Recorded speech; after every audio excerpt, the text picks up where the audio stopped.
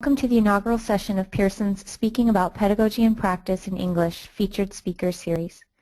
I'm Amy Berger, the Executive Manager for Pearson's English Initiatives and Partnership Programs. I'm glad you could join us today, and I hope you'll find the ideas presented by our speaker valuable for your teaching. For those who are new to the webinar format, I have a few quick reminders before the session begins. If you're calling in by phone, please know that this is not a toll-free number. For that reason, we recommend that you select Use Mic and Speakers so you can listen toll-free through your computer speakers. You may notice that your line has been muted. This is to minimize ambient noise as well as interruptions for our speaker. We encourage you to ask questions using the box marked Questions on the right-hand side of your screen. You can ask your question at any point during the presentation, and when the formal presentation is over, I'll use the remaining time to pose as many of your questions as possible to our speaker. Any questions we don't get to will be forwarded along with your email address to the speaker directly, so all questions will be answered one way or another. If you want to keep up with the conversation on Twitter, follow @PearsonNorthAM and use hashtag PearsonLearn. Okay, so let's get started. Today's session is Bringing Leadership and Entrepreneurship into the Technical Communication course, and our speaker is Dr. Richard Johnson-Sheehan. Richard Johnson-Sheehan is a professor of rhetoric and composition at Purdue University. At Purdue, he has directed the introductory composition program and has mentored new teachers for many years. He teaches a variety of courses in composition and professional writing, as well as in classic rhetoric and the rhetoric of science, and has published widely in these areas. He was awarded the 2008 Fellow of the Association of Teachers of Technical Writing and has been an officer in the Council of Writing Program Administrators. He's the co-author with Charles Payne of Writing Today and their newest collaboration for composition, Argument Today, as well as the author of Writing Proposals, now in its 2nd edition, and Technical Communication Today, now in its 5th edition. Technical Communication Today was recently chosen as the required text for those seeking certification by the Society for Technical Communication, so congratulations to Rick on that, in addition to his other accomplishments. In this session, Rick will focus on the ways in which the Technical Communication course can be seen as the ideal place to teach STEM students the principles of leadership and entrepreneurship, given that communication is a core element of leadership and invention a core element of entrepreneurship. Restructuring the Technical Communication course around these principles, however, requires rethinking the role of rhetorical strategies. Specifically, rhetoric and writing become less about persuasion and more about communicating generatively within networks of people. Rick, are you ready to get started? Yeah, I'm ready, Amy. Great, thank you. All right, well, thank you for that nice introduction. Let me see. I need to, looks like I'm going to have to ask me to, oh, my apologies, everyone, but as soon as I do it. All right. There you go. Well, there we go. Well, first I'm going to apologize for my voice. I've had a cold all week, and it's finally worked its way out of my voice and into my nose. So, so if I sound strange, it might be for that reason. There's also some occasional rambling, but that's normal. But the cold medicine doesn't help, so I'll work that out. On the other hand, it's nice that it's a beautiful, classic Midwestern fall day here in West Lafayette. So I hope it's as nice where you are. So, well, let me get started. These are some of the other things that I've done. I've been 11 years at Purdue and 9 years at the University of New Mexico. I taught for 5 years in the Executive MBA program at UNM. So a lot of things I do come out of those kinds of experiences. You know, I'm the author of Technical Communication Today, of course, and I was happy to see that the STC adopted that. Kind of came out of the blue, but apparently they've been looking for a core text to use, and they chose Technical Communication Today. So I also have a company of my own called Phronesis, which does editing and consulting and communication. So, well, let's get started on the presentation. You know, I've been thinking a lot about leadership and entrepreneurship as a new way of thinking about the Technical Communication course. Most Technical Communication course in general would benefit from it, but I'm even thinking about the service course that's often a core of our offerings. You know, I mean, I think that I really got started on this because I was working on a fellowship with the Oncological Sciences Center here at Purdue. We work with cancer research, And they were basically telling me, a lot of the things we need students to do involves communication, but we really need students to do is know how to innovate and lead and kind of, be good team players and stuff. And then I was talking with an engineering dean about, I got the usual, I went to this person's office because she tracked me down in a hallway after a presentation at some point and said, I really need to talk to you. So I said, fine. And after getting through the usual, none of our students can write kind of routine that faculty across campus seem to always give us, we got into discussing some other things. Now that our students can't write a story, I'm always a little suspicious of, because I tell you, here at Purdue, our students come in writing pretty well, and when they finish up with the freshman English sequence, they're, even the second language learners write pretty well. So what I think faculty across campus are trying to tell us is students can't really write the things that we want them to write, like reports, specifications, white papers, the kinds of genres and things that they need students to write. They can write the heck out of a first-year paper, but since they're not getting technical communication until sometimes their junior or senior year, they're not able to write the things that their engineering and science classes need. So that was one element. That was the usual standard. But then the other thing we started talking about is, she started saying things like it's really important that they learn how to communicate in teams, that they can kind of talk to each other, not just face-to-face, but through networks, virtually, because that's becoming a really big deal with all the international stuff that's going on. And then she was talking about, we want them to be entrepreneurs, we want them to be creative, we want them to be able to get their ideas. They're doing a lot of pitches in their engineering classes, 2-minute pitches for new products and services, and students really struggle with some of that kind of stuff. They need them to speak well. I mean, it's no surprise that students in technology and engineering often struggle to speak, effectively in front of people. They're often rather introverted, and I wonder if they're even more so because of how much they're kind of locked onto screens and stuff like that. And yet, that's becoming a really important part of being in engineering. So what I think is going on here, and this has been going on for a little while, is that we're seeing kind of a shift from what we would call transactional forms of communication, where I have some ideas, I need to communicate them to someone else, and we're going to have a transaction, to more transformative forms of leadership. I think it's becoming less and less about writing about machines per se or procedures of some kind, and more about how we can kind of inspire people and motivate people. That technology is still really critical for communications, but I think there's a lot more going on here involving leadership. And that gets me thinking that technical communication is the ideal place to learn these kinds of transformative leadership skills and even entrepreneurship skills. I like to have students do a lot of different kinds of projects in which they're pitching ideas, pitching products, creating whole schemes around different kinds of technical devices and things that they want to talk about, and a lot of that's done in the technical communication course, and we're seeing more of that in the engineering courses, but not as much. And this might be a good place for this stuff to be happening. So let me start going into what I mean by all this stuff. Well, first, what is leadership? Let's get a definition going here. It's visualizing goals, motivating networks of people and technologies to achieve those goals. And some of the key words are visualize, goals, motivate, people, technologies, and achieve. Now, it's not about being the boss anymore. I mean, I think that's what it used to be about, or being bossy sometimes. It's not really about the title or rank that people have. People, in the flatter management structures we have these days, everyone's supposed to be a leader these days. And so it's important that, people take on different roles in teams, and sometimes they're the leader, sometimes they're the follower, but everyone's expected to be kind of a leader at all, at any given moment. And what's entrepreneurship? It's the ability to recognize opportunities and organize resources in ways that allow the risks, rather than rewards, to exceed the risks. Some key words are ability, recognize, opportunity, organize, resources, rewards, and risks. Now, you're hearing more and more that the technology industry and engineering is evolving so quickly that you really can't have people who aren't thinking creatively anymore. You have to have everyone on the team who's innovating, thinking of what's next, starting, what are we going to do, how are we going to do this better, and things like that. That's what entrepreneurship means. It's not always about starting a small business or inventing a new product or service. That's a nice definition of entrepreneurship.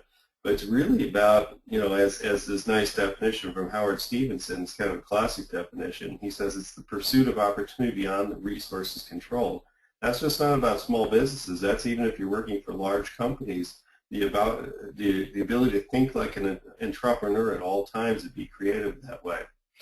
All right, so I was sitting down after I talked with that engineering dean and said, okay, well, what are some things what are some habits that somebody who embodies these ideas of leadership and entrepreneurship would have?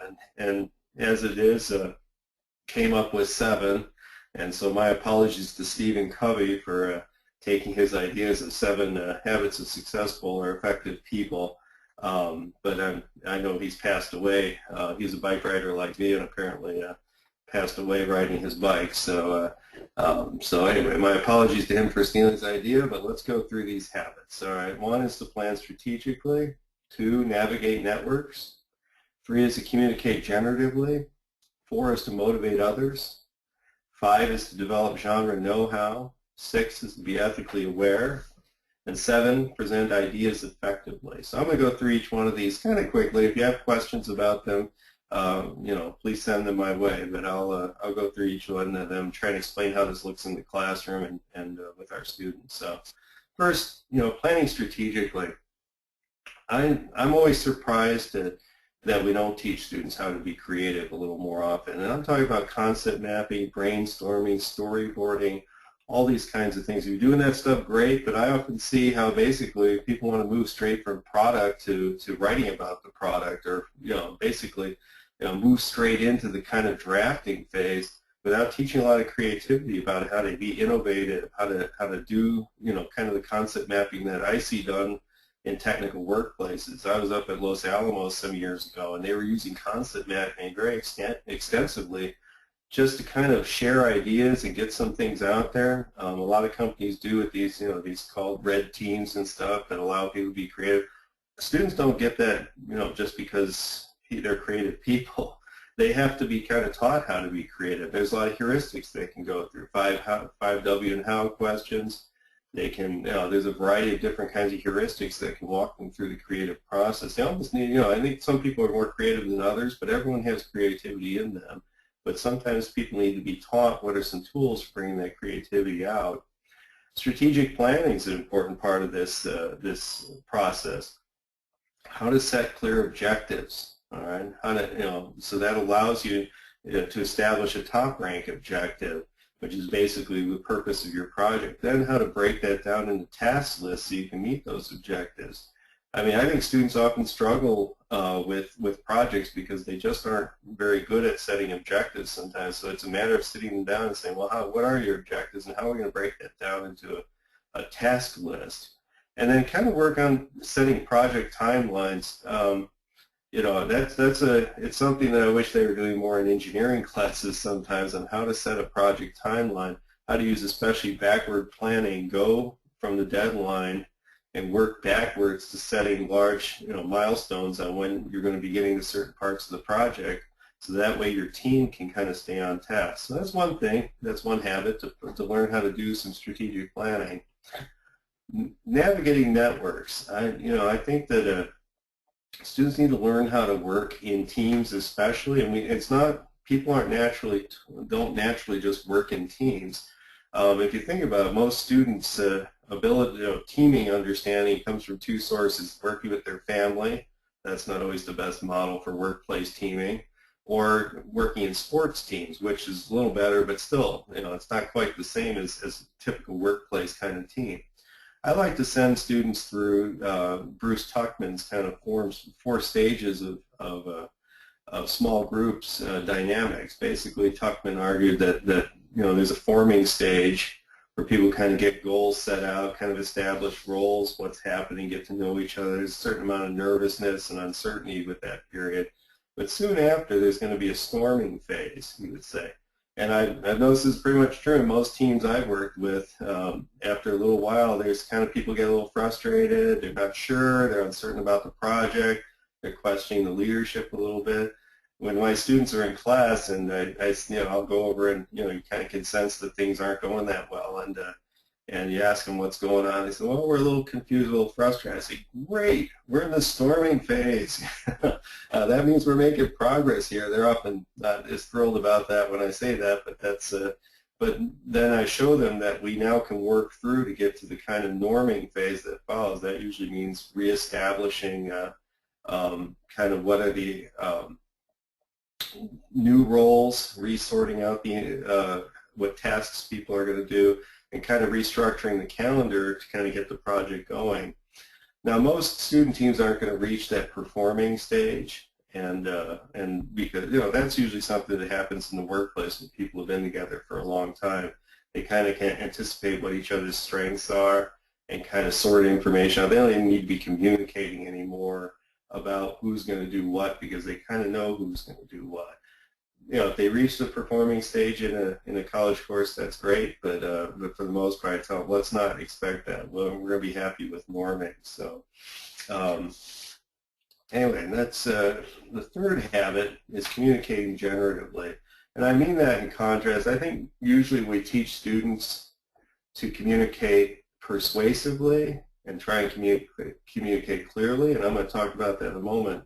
But it's helpful also to teach them how to frame issues in a positive way to their advantage. I notice that students often frame things from a negative perspective. Like, here's an example. Instead, a negative way of framing security issues is stop hackers from stealing your identity. Well, that's an effective way of getting your message across, but also puts the audience on the defensive. Now they're kind of like, well, okay, I don't know if I want to listen to that message because it sounds threatening.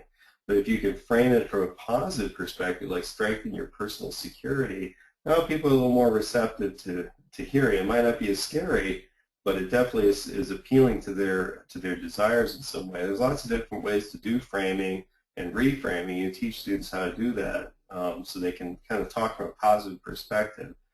Second part is creating identification.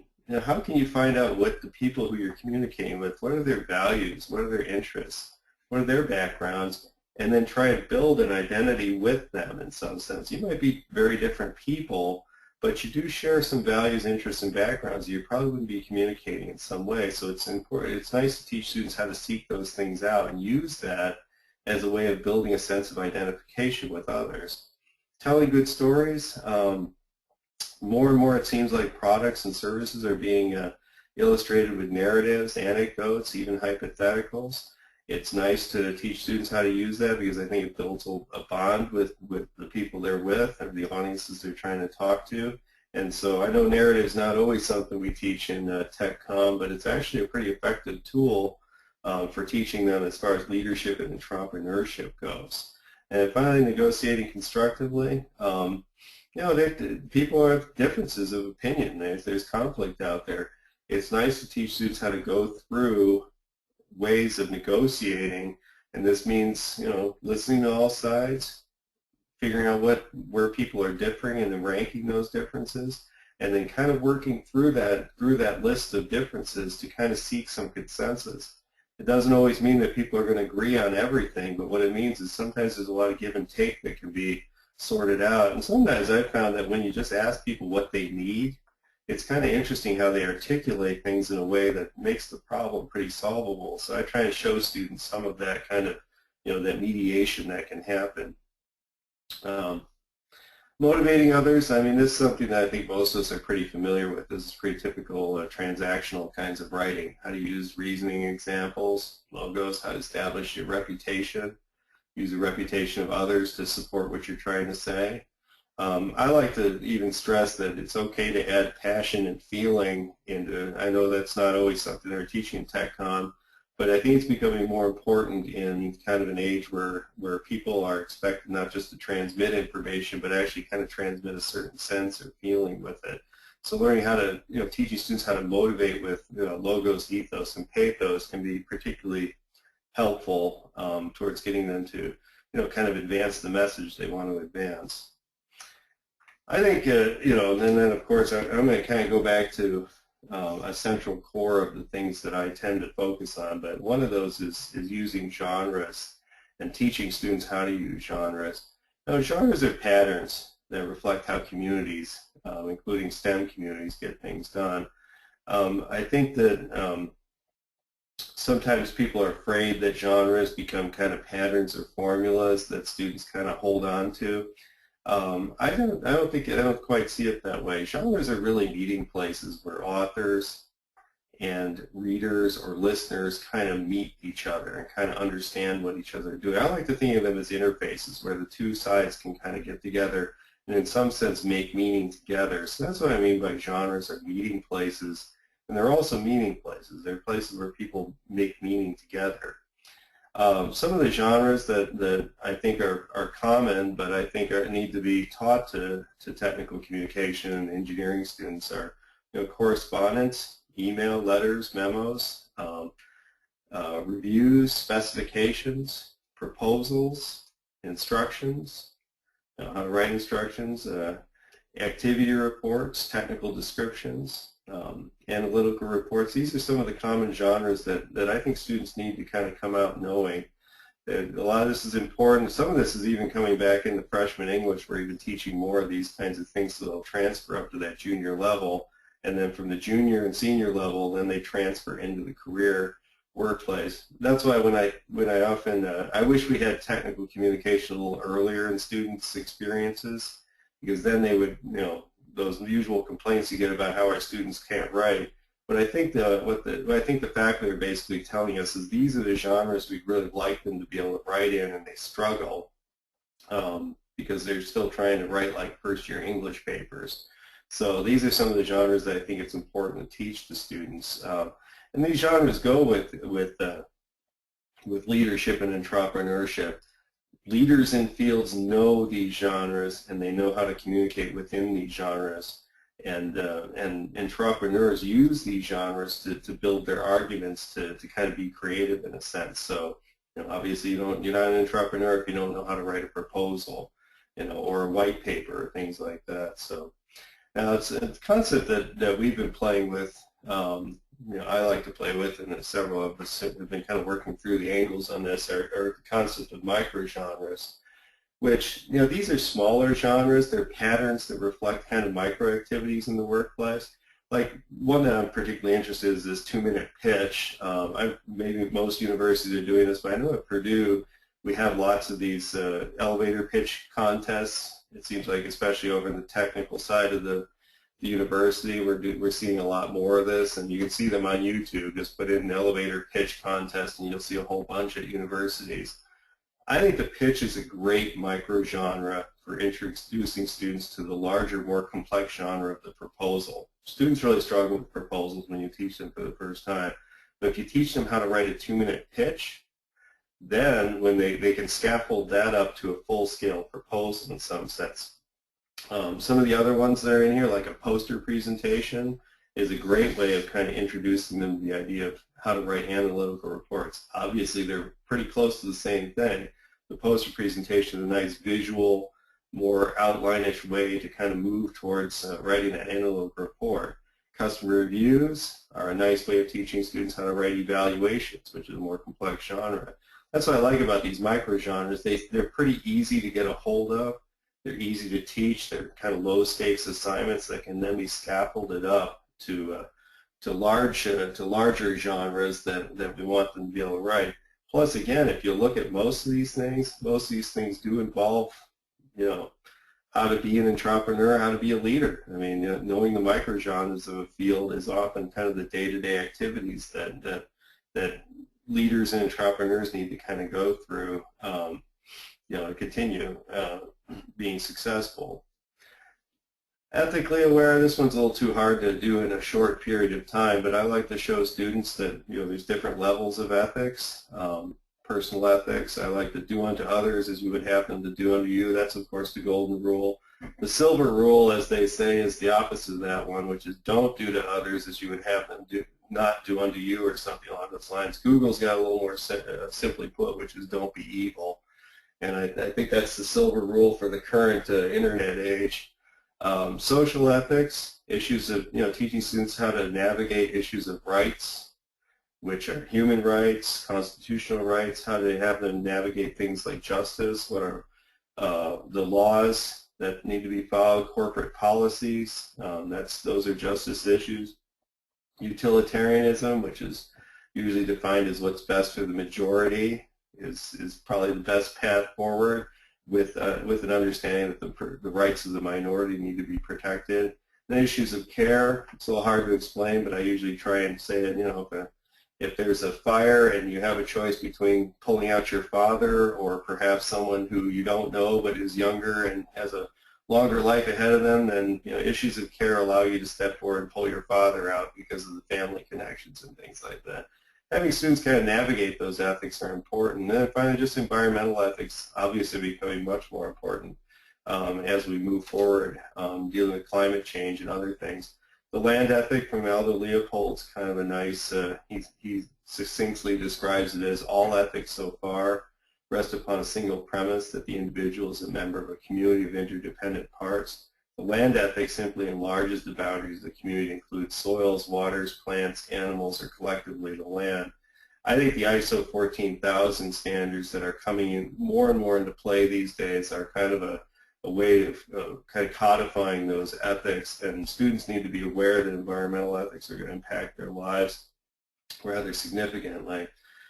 I like to use case studies to do these, and some sites that are pretty good for teaching students ethics are like the Online Ethics Center that I think is still out of Case Western, but I'm not sure.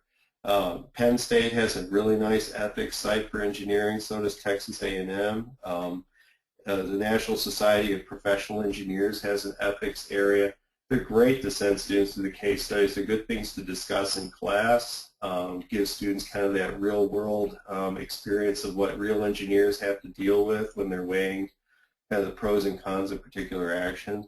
And I'll put in a pitch. Most of the TechCom textbooks that are out there have ethics case studies at the end of each chapter. Again, I think it's a great way of discussing different ways that problems are solved socially and ethically in the workplace, and it gives students a little taste of some of the complications that they may run into as engineers and people in the technical field. So, and my seventh habit is be able to present your ideas effectively. It's getting to a point where I think a lot of faculty are frustrated by our students' inability to kind of present things verbally, and because it's becoming more and more important, especially with video conferencing, including webinars like the one we're doing right now. It's important that students need to know how to speak effectively in various different kinds of contexts. So first, I think teaching students to speak with a beginning, middle, and end in mind. A lot of times they just launch into the details, just start, doing a data dump on you. You're like, whoa, wait, first you gotta have to give us the beginning, explain what's happening here. And then, the ending, teaching them how to end strong in some sense. A lot of them just, they get done presenting the facts that they have and they shrug their shoulders and go, oh, well, thanks, that's all I got. Any questions? Well, they just missed an opportunity to really end strong with their presentation. So teaching them to do that, have a beginning, middle, and end. Teach them how to handle questions. A lot of times, students are very threatened by questions, or at least they get very frustrated when people are asking them questions. And so I try and train them that there's three types of questions you get. There's an elaboration question. Hey, could you tell us more about this? Or I didn't understand this. Will you elaborate? That's really what they're asking there. There are hostile questions. People who basically are skeptical of what you come up with, or they want to, or perhaps doubt what you have to say, and you basically, the way to do that is to train students to say, I understand, we were even a little surprised ourselves that this was kind of the results we came out with, but in the end we checked our results and this is the way it ends up being, or this is the way we're going to go with this information. And then also responding to heckling questions. Especially, in the age of the internet, obviously heckling is becoming an art form. Knowing when you're being heckled and knowing how to kind of put off those hecklers, or how to get out of those situations and let others ask questions rather than keep going back to someone who's frankly just there to sabotage your presentation. So I think that's the kind of training we could do. You know, body language. You know, a lot of people go into technical fields because you know they're not smooth as far as their body and stuff goes. How do you stand? How do you move? How do you gesture? You know, becoming increasingly important. Voice, rhythm, and tone. How to speak slower and lower with clarity. When you're speaking out loud or speaking to a large group, your tendency is to speak faster, which raises your pitch. And so students need to sometimes be taught how to kind of slow it down and speak with a little bit lower voice and enunciate clearly so people understand what they're talking about. And then as far as things go, today it's obviously a visual age. You know, how can you teach people to show and tell, how to use graphics, how to illustrate things with charts and other things? It's become very important. You can't just get up and talk about things. You actually have to be visual also. I guess the thing about, you know, going back to leadership and entrepreneurship, public presentations are happening all the time. Obviously, there's times when you're giving a webinar like this, or you're giving a speech in front of people, but a lot of times those public presentations are someone taps on your door, looks over the cubicle and says, hey, could you come down the hallway and talk to management about the project you're working on? Well, you're about to make a public presentation, and it's important that as you're walking down the hallway to talk to management that you can kind of figure out some basic things you're going to have to do and kind of work through some things you can go to get your presentation ready, even though it's going to be a rather impromptu affair. So those are the 7 habits that I can think of that I think a good leader and entrepreneur would have. You know, I'll go through them one more time, which is to plan strategically, navigate networks, communicate generatively, motivate others, develop genre know-how, be ethically aware, and present your ideas effectively. I think if someone had those 7 habits coming out of my class or when they finish their degree in a field of technology, I think they'd be pretty effective leaders and entrepreneurs. So just a few final thoughts. You know, I think that this is the future of technical communication. This is the way I'm shifting things, even in the textbook that I have. It's going to be more about teaching students how to be transformative leaders and entrepreneurs about writing documents. Writing documents is going to be important. Communicating information is going to be important, but it's going to be a lot more about how do you step forward and be a leader, be a team player, take on your role in a very fluid and evolving environment, and how are you going to continue to be creative, how are you going to be innovative, how are you going to come up with new ideas. You know, technology feels shifting very quickly, and so the ability to kind of adjust with that is really critical. I was just listening to the former CEO of Google on the radio just a few days ago, and he was kind of like, we're looking for people that can kind of adjust quickly and move quickly because, you know, good ideas only last for a little while, and then we're on to new stuff. So they're looking for people like that. I think if I can go to my last point here, which is that we got a golden opportunity to fill this role in the preparation of STEM students and professionals. I'm sure the folks across campus at the engineering and technology programs are interested in doing some of this, but I think we are specifically in a good position, those of us who teach technical communication, to teach these leadership and entrepreneurship skills that they're really starting to value and help students. Plus, I think students are excited about that too. They want to learn how to be entrepreneurs. They're interested in being leaders. So, all right, well, that's what I've got. I want to thank you for tuning in, and if you have questions, I'd be more than willing to answer them. I put my email right here, so if you have you want to send me something offline, or I should say through a different route, that would be fine. So we'll see. Thanks so much, Rick. Well, I have a question, and it's a little bit off topic, so if you don't feel like speaking to it, we can talk about it some other time. But I was thinking about years ago when I first adopted your book, Technical Communication Today, for a class I was teaching, I was struck by the way that your book was different than a lot of others in that it positioned technology as generative of ideas and not just a mode or a way of now we have technology, so we type things up in a computer instead of a typewriter, it's kind of a thing. So like I remember thinking about the way that a lot of your assignments were constructed around the supposition that that students came to ideas through, using technology at various stages of their development of ideas and of texts.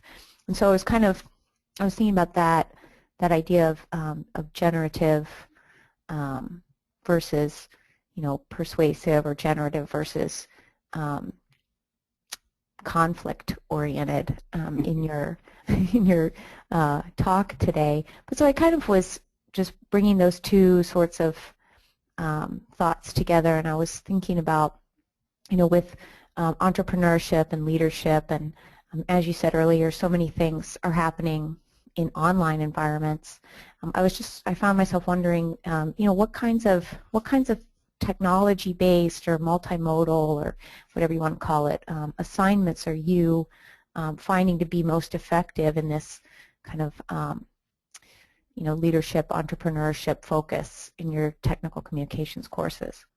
Yeah, I'm going to probably take that one in pieces. There are a lot of parts to that question. I know, I'm sorry. No, that's okay. I've been thinking a lot about what people used to be taught was kind of a monological, kind of persuasion-based way of writing and speaking, which is I'm going to stand up and I'm the single person. I'm going to talk to an audience of some kind. Mm-hmm.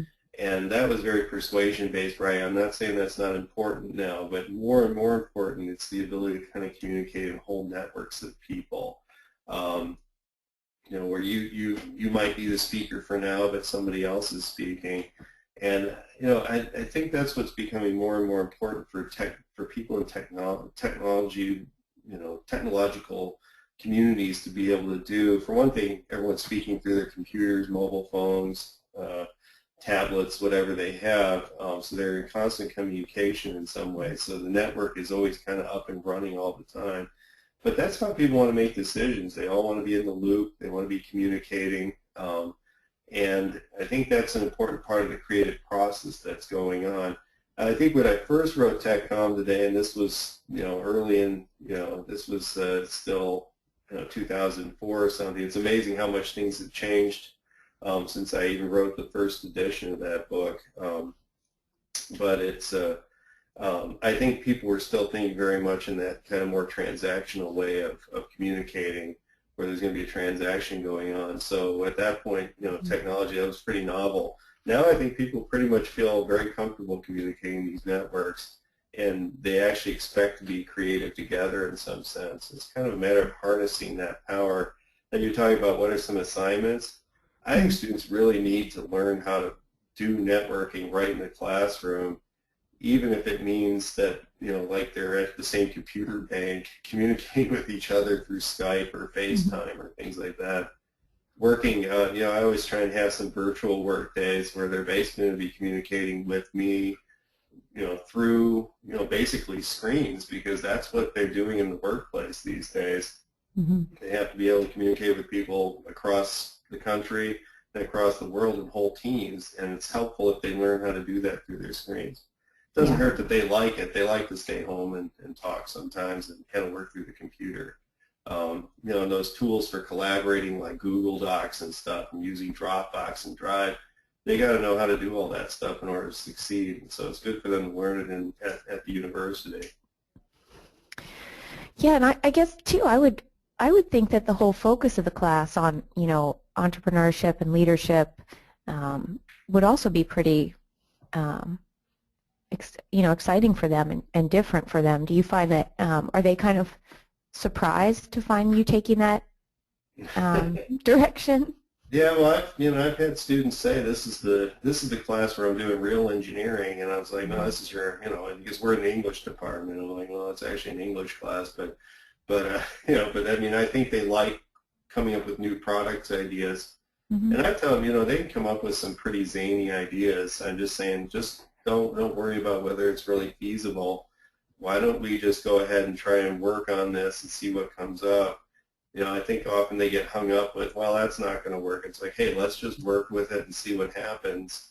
And, sometimes they come up with some really interesting stuff, and they get really excited about, what they're working on, solving real problems, because they're often problems that I don't even know how it's going to be solved. You know, I'm telling them, hey, let's transition this building to alternative energy. Let's come up with a new product, a new app or something, and they love that stuff and get really excited about it. Yeah, and it's interesting too because it seems like you're kind of bringing, well, you know how there's that kind of division between process-centered writing and product-centered writing, or whatever vocabulary we're porting those ideas into right now. But one of the central ideas in teaching composition has always been that writing helps students not only clarify their ideas but actually move toward them and generate them. But whereas over in like technical and professional writing, it's often been more about the product. Here's what it needs to look like. Here's what it needs to do, and not talking about what that writing process does for students, or for professionals in those communities. That actually, writing about it is just as generative of ideas as it is in composition or creative writing or any of those other things. It's weird that those two things were kind of separated. Yeah, and I think that's all getting blurred at all levels. Mm-hmm. So, like I said, I was hearing I wish I remembered his name, the former Google CEO. He's still in the Google system, but he's like, we are looking for people who can adapt very quickly. And he was even one of the stories he told, talking about someone who uses narrative well, but he was talking about how they had a couple employees who came to them with the idea that eventually became Instagram, and they just didn't recognize what they were looking at, and those employees left, went to Yahoo, got bought by Yahoo, created Instagram, and then are now bought by Yahoo. And he's like, I could hear the regret in his voice. He's like, we messed up. We should have been promoting those people and bringing them up through the ranks, and instead, we just didn't see the future there. And I think that's what's going on in technology industries. They know that you can come up with a good product, but guess what? Others are coming quickly to replicate what you've done, maybe improve it. So it's always a matter of, in some sense, always being an entrepreneur and an innovator. So it's no longer about just taking a machine and describing it for people, or something like that, or a product and describing it. It really is about, kind of being a constant innovator, and in some sense being a constant leader and kind of cultivating other leaders around you. Yeah, and I've taken another way that same story becomes kind of paradigmatic of something you wrote in your session description, which is that at the core of leadership and entrepreneurship is communication. Because of course the Google CEO regrets that that he wasn't able to see the brilliance of the initial idea that became Instagram, but that's also a failure of communication on the part of its creators. It makes you wonder how many great ideas are out there just in any given moment that the people who are generating the idea can't communicate it clearly to those who could fund it or make that vision a reality. So it kind of brings all that together. It's out there. I'm sure those innovators are now billionaires, but so they're probably not crying too much about it. Probably not. No, I don't think they're sad. But anyway, it's I think that's a big part of it too. I think communication's at the core of all this. So I hope my talk today didn't give the impression that I'm not thinking that technical communication is still about communication. It's that's kind of the medium that all leadership, entrepreneurship kind of comes out of in some sense. That's right. Be a good leader or be a good entrepreneur really takes a lot of different, it takes you being able to write well, it takes being able to speak well, to work in different media. Mm-hmm. There's a lot of things going on there that students need to be trained in. And, I think that's kind of the world that we're moving into. Well, it's exciting, too. I think so. I think students enjoy it better when they see that multidimensional. It's not just about, describing the copy machine or something. Or something. I often joke that sometimes that's what, people without imagination. They're like, well, here we're going to write a technical description of, the copy machine. It's like, what a yawner. Oh, There's so many exactly. projects that would be really interesting for students to get involved in. Yeah, no, I know exactly what you mean. And it's mind-numbing to have to grade those things too. So like, you really, Proposals. I mean, you have yeah. come up with some pretty interesting, innovative things, and students have lots of creative ideas. Geez, they're like 21, 22 years old often. They're just brimming with creative ideas. And, if you kind of, let them be engineers, let them solve problems, they really go do some interesting stuff. So. Yeah, I was thinking about proposals when you were speaking also that, like, it used to be that if you were, doing a proposal meant you were writing a proposal and it had a, it's sort of an RFP kind of quality to it. It was very cut and paste. Here's the template, use this many words in this section. And I think that was the expectation both on the part of the writer and, the receiver of that proposal. But the way in which, people bring their ideas to the market now is multimodal and multidimensional, and it's so much more dynamic. You wouldn't see what you were seeing, even 10, 15 years ago, like just submitting this text, here's my PDF of the proposal. There's an expectation that more is going into it, Yeah, I think the competition is just that much more. I mean, it's so easy to get your message out. I like some of the crowdfunding sites that are out there because people are giving pitches. That's why I think the pitch is such a good assignment because, oh yeah, students need to learn how to get things down to 2 minutes. I was even at a recent pitch thing where our engineering faculty were basically pitching ideas so they could get funding from the university. That's a very important skill, and that's happening at companies too, where it's like we've got only so many resources. We want you folks to pitch your best ideas so you decide where those resources are going to go. Now, if a new employee isn't particularly good at that kind of thing, they're really at a huge disadvantage. So that's true, and that's true in every field. Being advanced, advancement in any career now is not just a matter of following the script and, putting in your time and you'll get bumped up to the next level. It's very much about being able to communicate your ideas as a way of communicating your value to the organization. Yeah, so I mean, yeah. But that's cool too. It makes people better people. It does. It does. It certainly makes them more reflective too, and that's always good when people have to reflect on what they say before they say it. Would that the whole world would go that way, right? Yeah, sure. Well, Rick, I really appreciate your time today, as always, and really enjoyed your presentation. We have lots of thanks and enthusiasm for it, and now we're out of time. Okay, well, thank you. So thank send you. me an email if you want to communicate with me. Thanks for that, Rick. All right, bye-bye. Bye. And bye, everyone. Thanks for joining us today. I hope we'll be talking with you on a future session.